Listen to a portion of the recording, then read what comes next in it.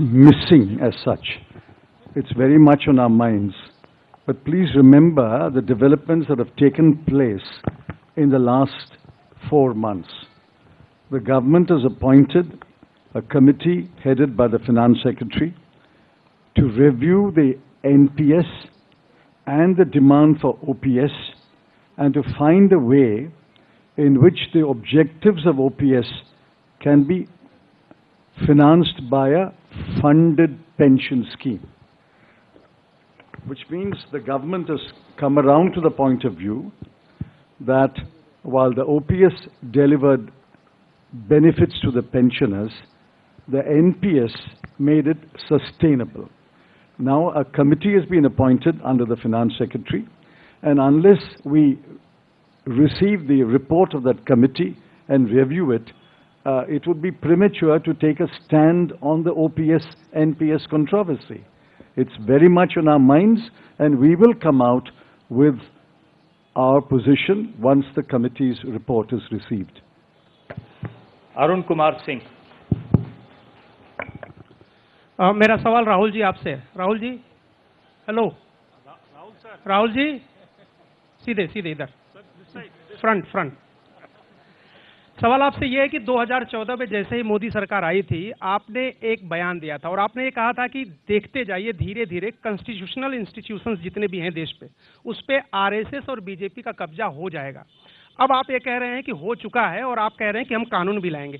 क्या आपको ऐसा नहीं लगता राहुल जी कि ये जब आप करेंगे तब बीजेपी आपके ऊपर ये आरोप लगाएगी कि चूंकि केसेस जो है या पूछताछ विपक्ष के नेताओं से ज्यादा हुई, इसलिए ये प्रतिक्रिया में लाया गया रेफरेंडरी लॉज अमेंडमेंट होंगे ये?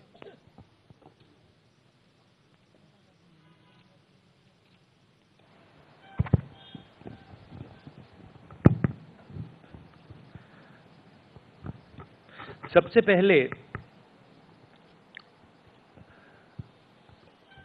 ये समझना होगा कि हिंदुस्तान के राजनीतिक स्ट्रक्चर में हो क्या रहा है। आरएसएस ने और बीजेपी ने और खासतौर से नरेंद्र मोदी जी ने जो स्ट्रैटेजी बनाई है, उसका फाउंडेशन क्या है, उसकी नींव क्या है, सबसे पहले यह समझना है। नरेंद्र मोदी जी ने जैसे अदानी जी की मोनोपोली है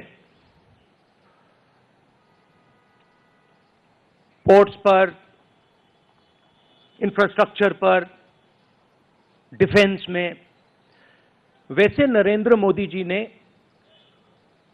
पॉलिटिकल फाइनेंस की मोनोपोली बनाई है। कैसे बनाई है?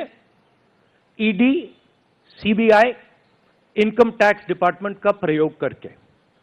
अगर आप बॉन्ड स्कीम्स को देखें तो उसमें साफ दिख जाता है कि नरेंद्र मोदी जी ने, बीजेपी ने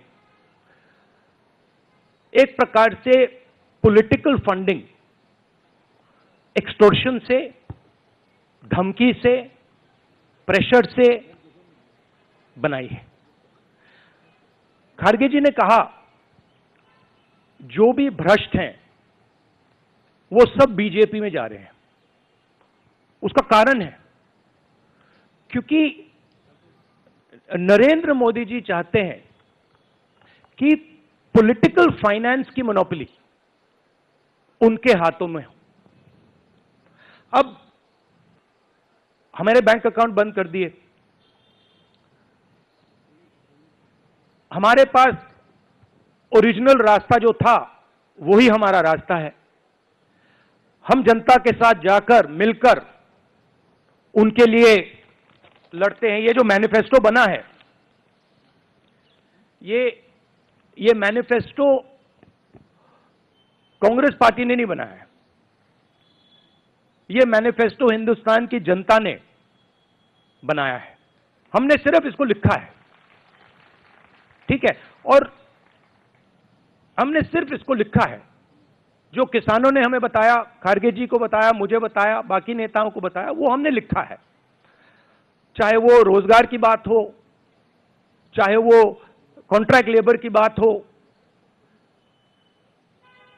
हजारों लोगों से बात करके हमने ये हिंदुस्तान की आवाज है, ये लिखी है।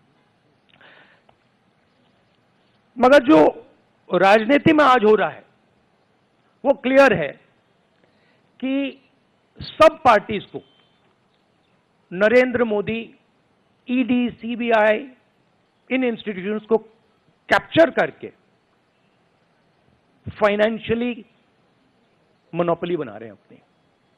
और चुनाव के बाद रियलिटी है कि ये जो फाइनेंशियल मोनोपोली बड़ी इंटरेस्टिंग चीज है, क्योंकि सारा इंफॉर्मेशन, सारा का सारा इंफॉर्मेशन, किससे एक्सटॉर्शन किया है, किसको कॉन्ट्रैक्ट दिया है, कॉन्ट्रैक्ट देने के बाद उसने कितना पैसा दिया है, वो पूरी ब्लूप्रिंट, पूरी की पूरी ब्लूप्रिंट इलेक्टोरल बॉन्ड्स में लिखी हुई है।